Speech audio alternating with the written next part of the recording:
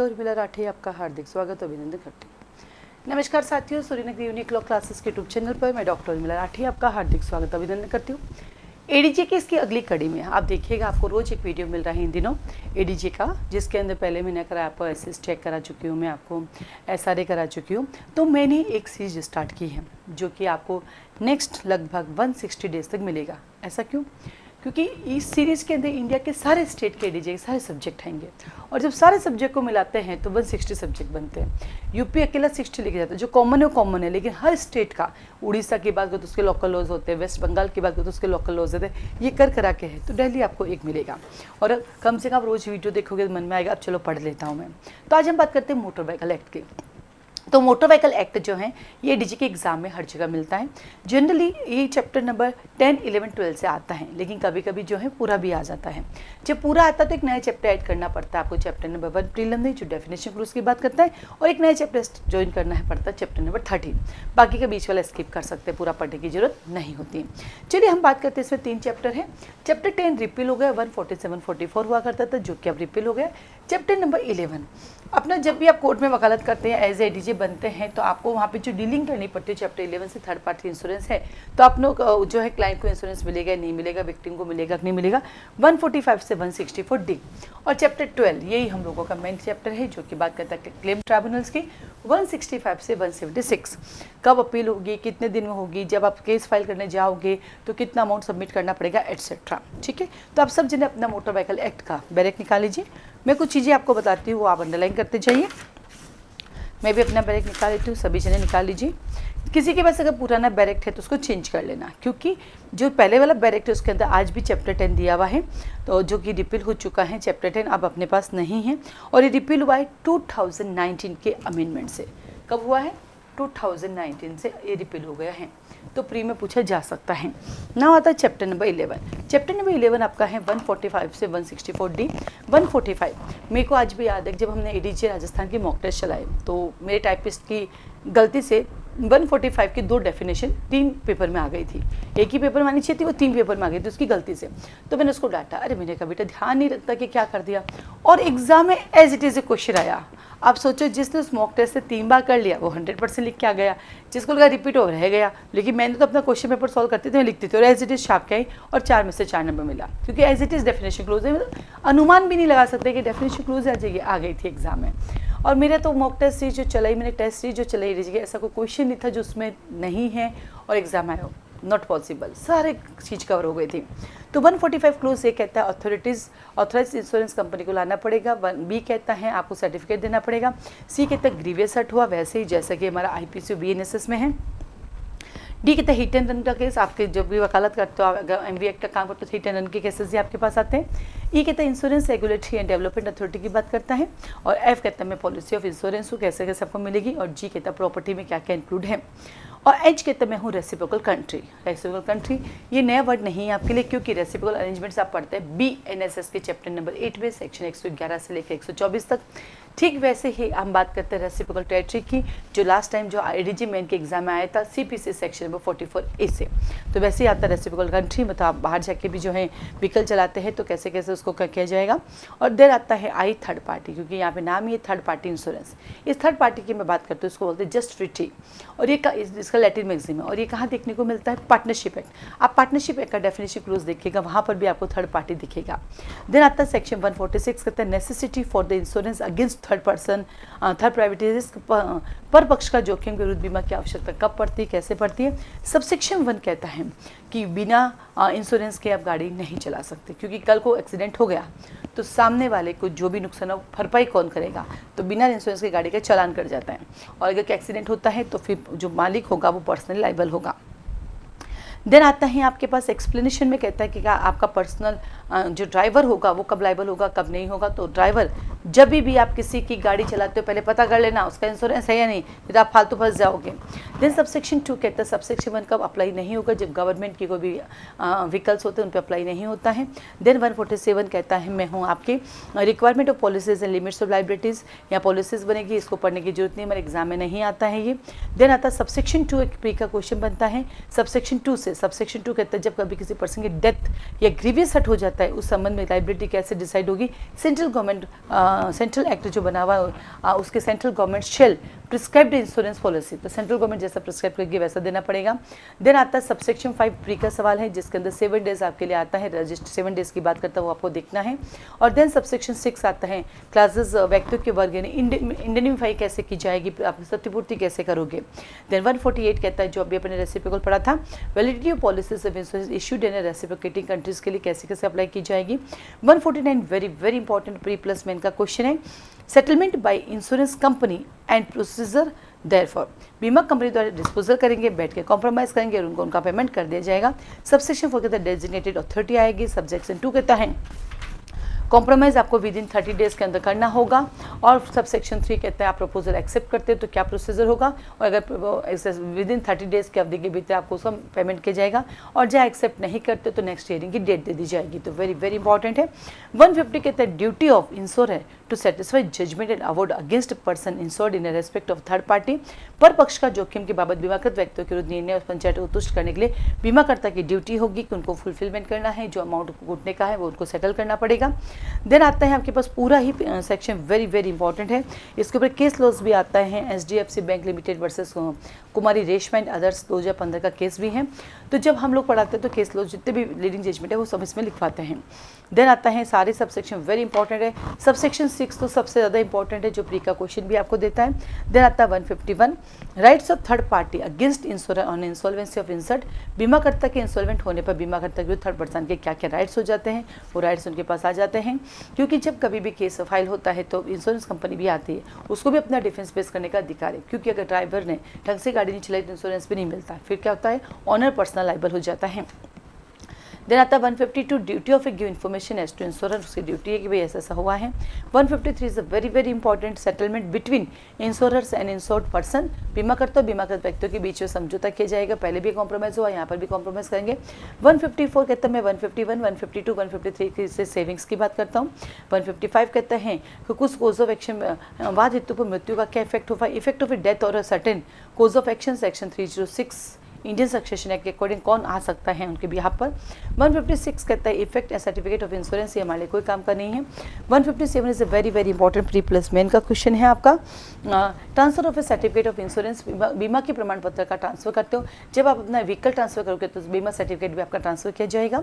158 कहता है production of certain certificate licence से परमिट इन सर्टेन केसेस, कतिपय मामलों में आपको जो भी चीज़ें आपसे मांगी जाती हैं वो आपको देनी पड़ेगी। जैसे आप व्हीकल चलाते हो, पुलिस वाले ने आपको रोक लिया तो आपको सारी चीज़ें देनी पड़ेगी।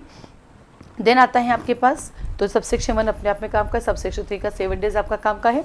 नाउ 159 कहता है information to be given regarding accident, very very important pre का सवाल है 3 मंथ के अंदर।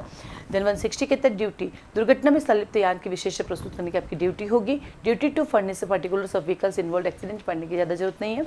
161 is a very very very very important pre plus main का क्वेश्चन है, special provision as to compensation in case of the hit and run of the motor accident की बात करता है। हिट एंड रन के motor यान दुर्घटना प्रतिक्रिया के विशेष सेंट्रल गवर्नमेंट बनाती है, कितना कंपनसेशन आपको देना पड़ेगा, अगर डेथ हो जाती है तो कितना देना पड़ेगा, और यदि हट होता है तो कितना, डेथ के मामले में 2 लाख रुपीज़ है, हट के मामले में 50,000 रुपीज़ देना पड़ेगा। सबसेक्शन 3 सेंट्रल गवर्नमेंट एक स्कीम भी बनाती है। सबसेक्शन 4 वेरी वेरी इंपॉर्टेंट है, आपको इंटरिम रिलीफ भी देनी पड़ेगी। और 164 कहता है आपका गोल्डन पीरियड 1 आवर वाला, एक घंटे के अंदर जो सुविधा आपको मिल सकती है वो आपको लेनी पड़ेगी, वेरी वेरी इंपॉर्टेंट है। 163 कहता है कि आपको 2 में से एक फंड मिलेगा, दोनों जगह फंड नहीं मिलेगा, अगर एक में से मिल गया फिर दूसरा तो पहले वालों को आपको रिटर्न करना पड़ेगा। तो 163 refund certain cases of the compensation, very very important for main exam है। फिर 164 payment of A compensation case of death होने पर कितना मिलेगा, और ग्रीवियस हट होने पर कितना मिलेगा, कौन देगा, ऑनर देगा है या इंश्योरेंस कंपनी देगी, कौन देगा, very very very very important है। 164 ए भी वेरी इंपॉर्टेंट है, scheme for interim relief for the claimed, दावाकर्ताओं के लिए अंतरिम अनुतोष स्कीम बनाएगा, और कौन बनेगा, सेंट्रल गवर्नमेंट बनाएगा। और 164 की कहते हैं इसके लिए एक फंड बनेगा, प्री का टाइटल बेस्ड क्वेश्चन है। मोटर व्हीकल एक्सीडेंट फंड कहाँ दिया है, 164 ए में दिया गया है। देन आता है आपके पास सेक्शन नंबर 164D, गवर्नमेंट को रूल बनाने की शक्ति होगी। देखो सारा काम सेंट्रल गवर्नमेंट करती है, लेकिन सरप्राइज देखो 164 ए के अंदर कौन करेगी, रूल कौन बनाएगी, स्टेट गवर्नमेंट बनाएगी, ध्यान रखना। और देन आता है चैप्टर नंबर 12, वेरी इंपॉर्टेंट है। 12 के तक क्लेम ट्राइब्यूनल होगा, सबसेक्शन स्टेट गवर्नमेंट इनको अपॉइंट करेगी और इस्टेब्लिश करेगी, इनका ऑब्जेक्ट बताया गया है। सबसेक्शन 2 के अंदर आता है आपके पास मेंबर कौन कौन होंगे, और सबसेक्शन 3 कहते हैं इनकी क्वालिफिकेशन क्या होगी। देन आता है आपके 166, इससे पहले आता है 166 एक फेमस केस है, Shri Shrimati Anjali and others versus Lokendra Rathore and others 2002 की बात करता है। बहुत सारे केस है इसके अंदर, तो बेबी साक्षी वर्सेस मंजूर अहमद साइमन 2024 के केसेस हैं। तो जब मैं ये पढ़ाती हूँ फाउंडेशन बैच के अंदर या फिर प्री ओरिएंटेड बैच के अंदर भी, जब रैपिड रिवीजन या क्रेश कोर्स आते हैं तो केसेस सारे लिखवाती हूँ, क्योंकि एग्जाम में क्या होता है केस लो आते रहते हैं। अगर 3 क्वेश्चन आए, मान लो मोटर व्हीकल का, उसमें से एक केस लो आ गया तो क्वेश्चन तो आपका 2 ही बना। फिर है तुक्का, जिस स्टेट में नेगेटिव मार्किंग नहीं, मैं तुक्का भी मार सकता हूँ, लेकिन जब नेगेटिव मार्किंग नहीं, तुक्का भी नहीं मार सकते अपन, ठीक है। देन आता है आपके पास 766 का एप्लीकेशन फॉर कंपनसेशन, आपके लिए एप्लीकेशन लगानी पड़ेगी। सबसे क्यों प्रोवाइडेड देखिए, इसका सबसेक्शन 1 का प्रोवाइडेड सेकंड देखिए, राजस्थान एडीजी प्री में आया था भी 149 और 164 वाला। देन आते हैं आपके पास सेक्शन 167, मतलब अब ये पूरा चैप्टर वेरी वेरी इंपॉर्टेंट, सारे सेक्शन रेटिफिकेशन करना है आपको विद केस लॉज। जैसे एक फेमस केस आप सबको पता है, शर्ला वर्मा वर्सेस दिल्ली ट्रांसपोर्ट। दूसरा आपको सबको पता है national insurance company limited versus Pranay Shetty, ये सारे वेरी इंपॉर्टेंट केसेस हैं। फिर आता है 167 कतिपय मामलों में प्रतिक्रिया के लिए दाव के बारे में आपके पास ऑप्शन होगा, opinion regarding civil of the compensation in certain cases. Then आता है आपके पास 168 अवार्ड द क्लेम ट्राइब्यूनल, आपको अवार्ड मिलेगा क्लेम ट्राइब्यूनल का, उनका एग्जीक्यूशन करवाया जाएगा और कितने दिन के अंदर, 15 डेज के अंदर की अवधि के भीतर आपको कराना पड़ेगा। और फिर आता है सबसेक्शन 3 कहता है विदिन 30 डेज के भीतर अगर आपने अमाउंट नहीं दिया है तो रकम का संदर्भ 30 दिन में नहीं किया तो आगे प्रोसीडिंग की जाएगी। 169 procedure and parts of claim tribunal, very very very very important, दावा देने की प्रक्रिया शक्तियाँ क्या होगी। नंबर 1 कहता है समरी प्रोसीजर, जितने भी माइनर एक्ट समरी प्रोसीजर ही करते हैं। नंबर 2 में आता है एफिडेविट पे एविडेंस लेंगे। नंबर 3 कहते हैं इंक्वायरी करने के लिए एक्सपर्ट को बुलाएंगे। नंबर 4 कहते हैं हम आपके अवार्ड को जो है क्या करेंगे, मनी डिक्री की तरह एग्जीक्यूशन करवाएंगे। 170 कहता है इम्पेंडिंग इंश्योरेंस इन सर्टेन केसेस आता है आपके पास, हम देखेंगे कहीं आपके कोलिजन तो नहीं था, कहीं आपने जानबूझ के ऐसा तो नहीं किया था। 171 कहता है award of interest in where any claim is allowed, जहाँ दावा मंजूर किया गया वहाँ इंटरेस्ट कितना दिया जाएगा आपको। जैसे हम बात करते हैं NI की तो 18% मिलता है, हम बात करते हैं CPC की तो वहाँ में 6% मिलता है, ठीक वैसे यहाँ पे इन्होंने कहा कि आपका इंटरेस्ट कैसे तय किया जाएगा। 172 कहता है award of compensation cross in the certain, कतिपय मामलों प्रतिक्रियात्मक खर्चे भी आपको दिलाए जाएंगे, है ना, कंपनसेटरी कॉस्ट भी दिलाई जाएगी आपको। वेरी वेरी इंपॉर्टेंट है, कितनी बार इसमें से क्वेश्चन MPADJ में इसमें से क्वेश्चन आ चुका है, 1000 रुपीज़ के रूप में कंपनसेशन दिला सकते हैं। 173 very very very very important, आपकी अपील कब कर सकते हैं, 90 डेज में कर सकते हैं, कहाँ कर सकते हैं, हाई कोर्ट में कर सकते हैं, क्योंकि ट्राइब्यूनल इज इक्विवेलेंट कौन होता है, डिजे कोर्ट के इक्विवेलेंट होता है, तो हाई कोर्ट में इसकी अपील होगी। फिर प्रोवाइडेड 1 एंड प्रोवाइडेड 2 कहता है 1 कहता है हाई कोर्ट में 25,000 का अमाउंट पे करना पड़ेगा, और सेकंड प्रोवाइडेड कहता है जनरली अपील 90 डेज में करनी है, पर 90 डेज के बाद भी एक्सेप्ट कर सकते हैं if you have sufficient reason. और नंबर 2 कहता है यदि मैटर 1 लाख रुपये से कम का है तो नो अपील। देन 174 कहता है यहाँ अमाउंट को कैसे करेंगे रिकवरी, यहाँ अमाउंट की recovery arrear of land revenue करेंगे, क्योंकि इसकी जो नेचर है वो सिविल नेचर का है, और जब सिविल नेचर में कोई भी तरह का कंपनसेशन अमाउंट की रिकवरी होती है तो एरियर ऑफ लैंड रेवेन्यू होती है, लेकिन अगर क्रिमिनल होता है तो क्या होती है, एरियर ऑफ फाइन होता है, फाइन की तरह करते हैं। फिर आता 176 स्टेट गवर्नमेंट को रूल बनाने का अधिकार होगा, और देन खत्म, ठीक है। देन आता है चैप्टर नंबर 13, जैसा कि मैंने कहा कि जिन स्टेट के अंदर ये पूरा एक्ट आता है तो चैप्टर 1 भी आपको ऐड करना और चैप्टर 13 भी करना, बाकी इतना सफिशिएंट होता है। ये तो मैंने जस्ट एक ओवरव्यू दिया। हमारे यहाँ पे एडीजी, इंडिया के सारे स्टेट के एडीजी का फाउंडेशन बैच चलता है जो 1 ईयर का होता है, जिसमें पूरा डिटेल पढ़ते हैं जो जो हमारे सिलेबस में होता है, और एक होता है क्रेश कोर्स, जिसके अंदर क्रेश कोर्स के अकॉर्डिंग हम उसको पढ़ाते हैं प्री ओरिएंटेड के पॉइंट ऑफ व्यू से। तो आप हमारे बैचेज ज्वाइन कर सकते हैं, सबसे अच्छी बात है बैच का टाइम आपके अकॉर्डिंग है। इवनिंग में चलता है 8 से 10, आप आराम से आ सकते हैं, और मॉर्निंग में चलता है 5 से 6, क्योंकि 1 घंटा इसलिए क्योंकि फिर जो मदर्स होती है उनको बच्चों को स्कूल भेजना पड़ता है, तो जनरली 5 से 6 का रखते हैं 1 घंटे का। तो मॉर्निंग में 1 घंटे का रखते हैं, जिस दिन वैकेशन हो उस दिन 2 घंटा कर देते हैं, बाकी इवनिंग 8 से 10 है। ऑनलाइन लाइव क्लासेस चलती है, आप लाइव मेरे साथ झूम पे बैठेंगे, जो भी आपका क्वेश्चन आंसर आप डिस्कशन करेंगे। और अभी हमने एक नया ऐड किया है इसके अंदर कि अब से हम डे बाई डे मेन के क्वेश्चन भी साथ साथ देंगे, आपको डे बाई डे हमें लिख के भेजना है। दैट इज यही फाउंडेशन बैच जो 1 ईयर का रहता है। इसकी फीस स्ट्रक्चर जानने के लिए मुझे कॉल मैसेज कर सकते हैं। नंबर 2 आता है आपके पास हमारे यहाँ क्रेश कोर्स भी चलता है प्री ओरिएंटेड बैचेस के लिए, उसके मोस्ट ऑफ जो वीडियोज़ है वो आपको क्या मिलेंगे, रिकॉर्डिंग मिलेंगे, क्योंकि जैसे मेजर एक्ट रिकॉर्ड हो चुके हैं, मोटर व्हीकल का रिकॉर्डिंग, तो जिन जिन सब्जेक्ट की रिकॉर्डिंग हो चुकी है उनकी रिकॉर्डिंग मिलेगी, और जो रिमेनिंग है तो उनकी लाइव क्लास भी होगी, और जैसी क्लास कंप्लीट होगी उनकी रिकॉर्डिंग मिलेगी। हमारे यहाँ पे एक रूल रहता है, जैसे आज हमने पढ़ाया सेम डे ही हम रिकॉर्डिंग अपलोड कर लेते हैं, चाहे आप क्लास में आओगे तब भी रिकॉर्डिंग मिलेगी, नहीं आओगे तब भी रिकॉर्डिंग मिलेगी। हर रिकॉर्डिंग आप 5 टाइम देख सकते हैं। हमने अनलिमिटेड क्यों नहीं किया, क्योंकि बच्चा देखते नहीं, 5 टाइम में बच्चा देखते हुए 5 ही बार है, मुझे फटाफट टाइम पे देख लेना चाहिए। मुझे इस चीज़ का कभी डर नहीं तक आप आगे किसी को फॉरवर्ड कर दोगे, ठीक है ना, मेरा प्रचार ही होगा, मुझे नुकसान ही नहीं। कल मैं किसी से बात करती तो बोला कि कोचिंग सेंटर जो है अपने पेपर PDF फॉर्मेट में नहीं देते हैं, व्यूज़ भी कम कर दिए कि आगे सर्कुलर नहीं हो। मैंने कहा मैं आज भी मेरे सारे के सारे पेपर व्हाट्सएप पे PDF फॉर्मेट में ही देती हूँ, क्योंकि हमारे पेपर हर रोज़ नए बनते हैं, हर वैकेंसी में नए पेपर बनते, पुराने उठाते नहीं। और रही बात अगर कोई मेरा पेपर आगे फॉरवर्ड ही करता है तो इट्स ओके ना, मेरी कोचिंग का प्रचार ही हो रहा है। आज वो आपसे लेके ले रहा है, आधे पैसे आपको दे, भविष्य में आप सेलेक्ट हो जाओगे, दोबारा आप तो लोगे नहीं, उसको लेना पड़ेगा, वो डायरेक्ट मेरे पास आ जाएगा क्योंकि उसका मेरा पैटर्न देखा हुआ होगा।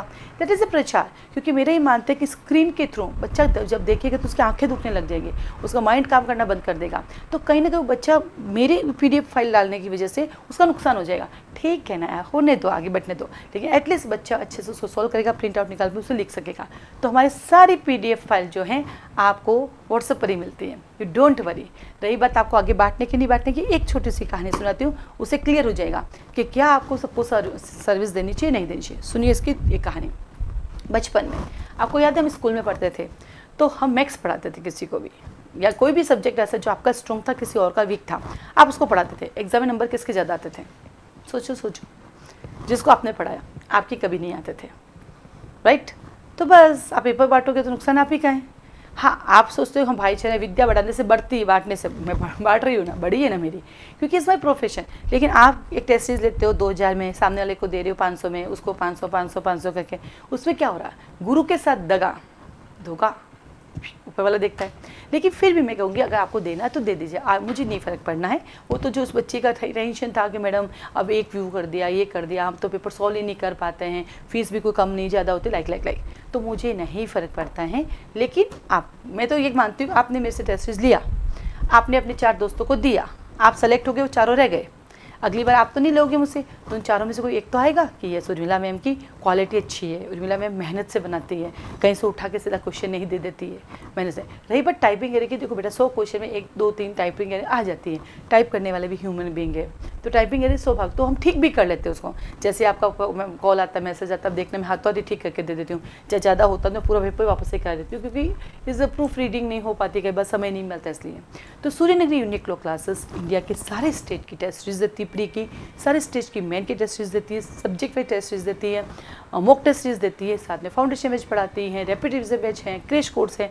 आपको जो भी बैच ज्वाइन करना है मुझे कॉल मैसेज कर सकते हैं। तो ADJ वाले हो जाओ तैयार, हमारे इंडिया के सारे ADJ के सब्जेक्ट पढ़ाए जाते हैं। फाउंडेशन में ज्वाइन कीजिए आज ही और अपने नॉलेज को क्या कीजिए, स्ट्रॉन्ग बनाइए, क्योंकि मैं नहीं कहती आपका सिलेक्शन होगा कि नहीं, क्योंकि सिलेक्शन होना यहाँ लिखा होता है। जो मेहनत करता है सब करते हैं, लेकिन जिसने यहाँ लिखा है वो सिलेक्ट हो जाता है मेहनत के साथ। ऐसा नहीं मेरे लिखा हुआ है तो मैं तो ऐसे सेलेक्ट, ऐसा तो नहीं होगा। तो अपनी मेहनत करते जाइए, कहीं ना कहीं आपका सिलेक्शन पक्का होगा ही होगा। All the best.